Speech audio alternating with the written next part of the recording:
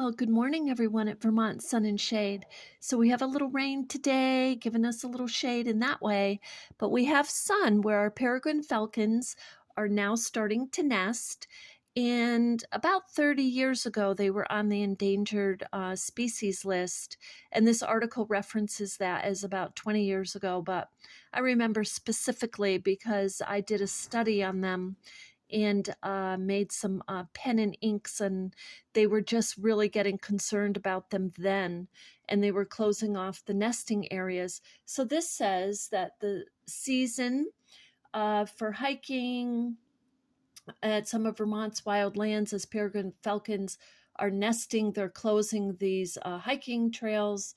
You'll see signs that tell you, and they notify you.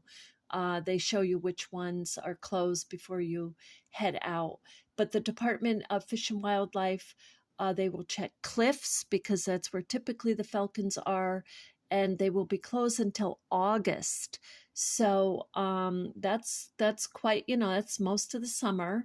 And the peregrine falcons, they're sensitive to human presence.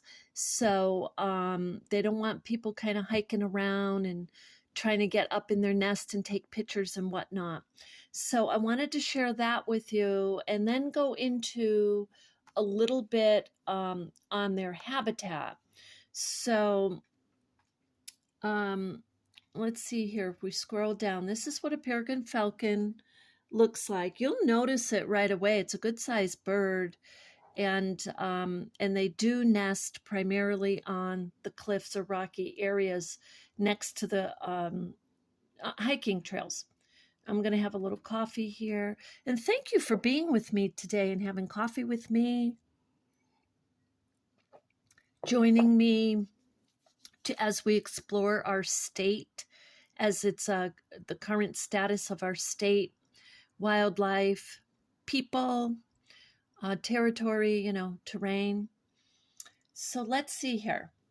Let's see if we can get this a little bit larger in the font. There we go. Okay, so the habitat, well, let's first look here. It's called a duck hawk. It does look a little like a hawk or the wanderer. The peregrine falcon is an amazing bird with speed, and it's able to maneuver beautifully.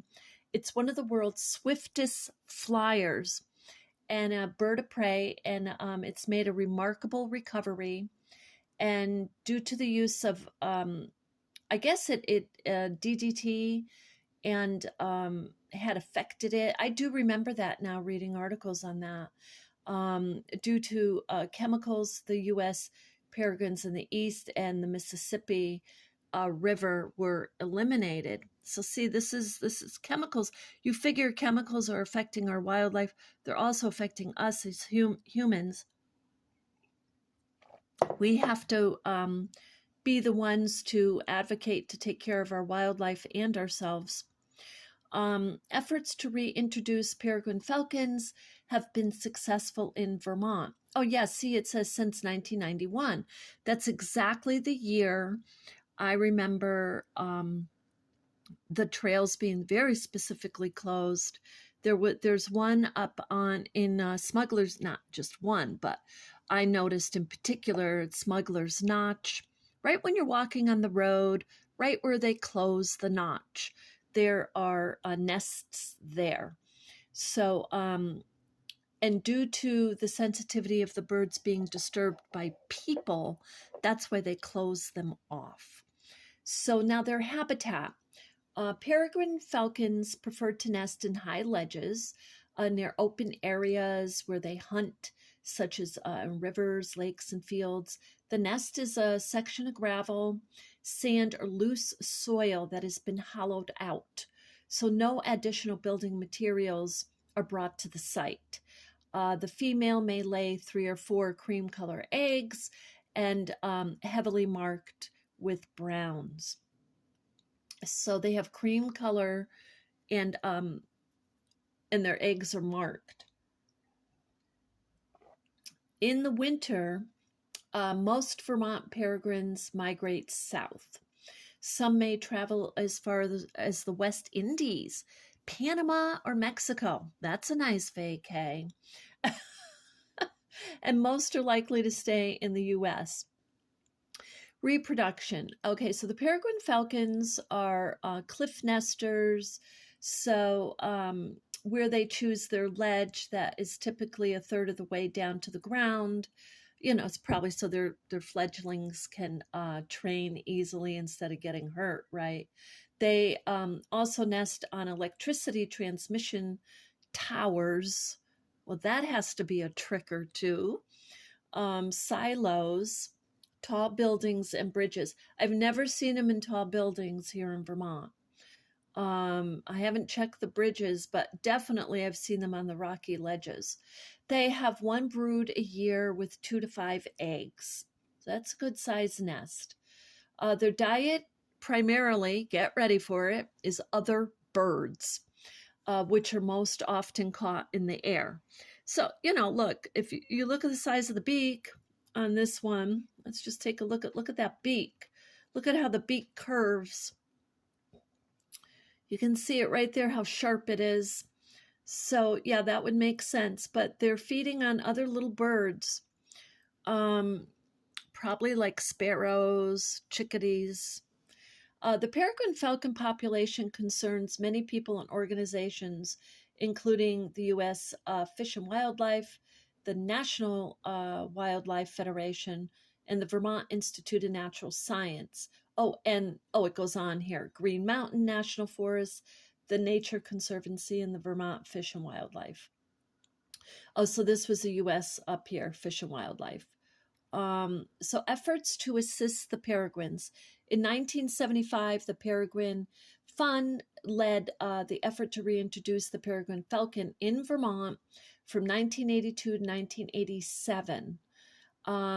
So this started way back with them trying to save these birds.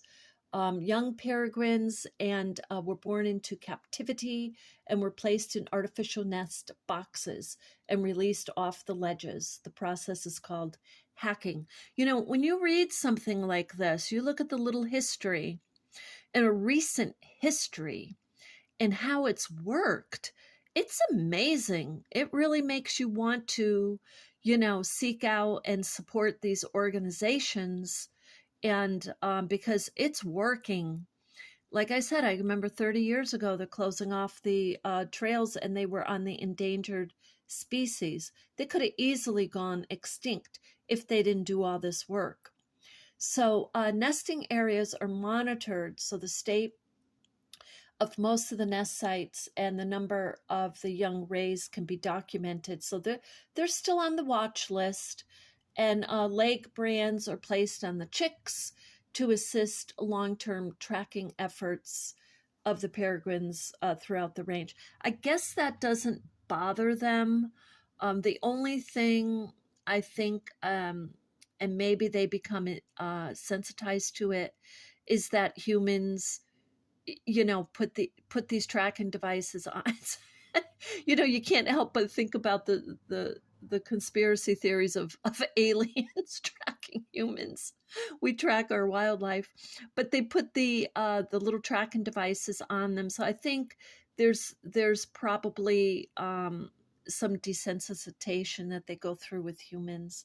Warning signs are that they are used and hiking trails are closed to minimize disturbances. The recovery plan. Avoid activities within 1/4 of a mile of nest sites, especially activities above the nest during the breeding seasons. And that is March, so that's now, until July. Honor the warning signs. So I got to tell you, from my experience, maybe it's changed, but when I would go hiking up in the notch there with my teeny tiny little kids, so we didn't go too far, but when they were little at that time.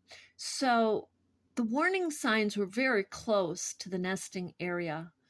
I don't remember them being 1/4 of a mile. They may have been, and we just really didn't take note, but they're definitely up closer. So I think you could stumble upon being pretty close to them if you're not careful. Maintain a respectful distance. Nowadays we have drones. I really hope people aren't going to send drones up to their little nest area. How terrifying would that be? That would be like looking at an airplane outside your deck door, like on your deck. That's what that would be like to a peregrine falcon, especially with their eyes so keen, they can see so far. Maintain a respectful distance. If the bird vocalizes when you're near the territory, immediately back off. So I would say don't even go. Don't even try to be approaching their area. Give them the respect. Look, we have internet today where the scientists who are taking care of these birds can give us close-up pictures of them. Observe and report on peregrine sightings and nesting activities in your area. You know how we got the printable download from the bird advisors. Get a chart like that. Bring your chart with you. Excuse me, I'm going to sip my coffee. Bring your chart with you. Make notes. If you see something that you think is not right, maybe there's a little young fledgling outside of the nest, you have all these agencies, these Vermont Wildlife and Agency. Believe me, they'll get out there. And if you're worried about the fledgling, just kind of stay there until somebody gets there. But they are watching these areas, so they'll have someone. They have volunteers like within different areas, so they're close by. Donate, and then it's talking about donating. So, and that is a way. I always say donate to an organization. You know that it's established, and you know where your funds are going. Status, reasons for the decline. DDT. Let me get the spot off. DDT was used as an insecticide until banned in the United States in the early 1970s. It widely dispersed through the environment where it takes years to break down. That's like plastic. Plastic takes, you might guess it takes 5 or 10 years to break down. And I'm reading that with NOAA, it takes up to 500 years. Now, in the meantime, it's floating in the ocean and it's stacking up on the land. So look, this chemical DDT, it takes years to break down. So in the meantime, if DDT falls to the ground or on a plant, and the birds or the fledglings or whatever, or a teeny tiny little bird eats DDT, and then the falcon eats that bird, that they're affected. Totally. Peregrines picked up the chemical from the birds. Oh, there it says it right there. Peregrines picked up the chemical from the birds they ate. The result was thinner eggshells and reduced chance of survival. So they were slowly dying from the DDT. Since the ban of DDT, eggshells are thicker and the young have hatched, are hatching in a healthy way. Other reasons for the decline of the peregrine falcon include disturbances at the nest site, and here we go. Human presence, predation, and egg collection. That's astounding that people feel they would have to go do that today, because we don't have to do that today, right? And you live in the prehistoric times, yeah, you got to go egg hunting, food hunting. Today, no, we do not need to do these things, right? Like I said, you can get in-depth information, pictures, videos, all the detail you need if you're doing research. And, for the lack of a better way, you can sit at a distance away from that nest with these cameras now that can zoom in. You don't need to walk up to any nest or take anything, but you can stay at a safe distance. So anyway, I wanted to share this with you today because I love the peregrine falcon, as I do the great blue and all the other birds. and especially the sites at the Smuggler's Notch here in Vermont. That's just a lovely place to walk. And there's so many other people around. So I always feel like it's a nice, safe place to go.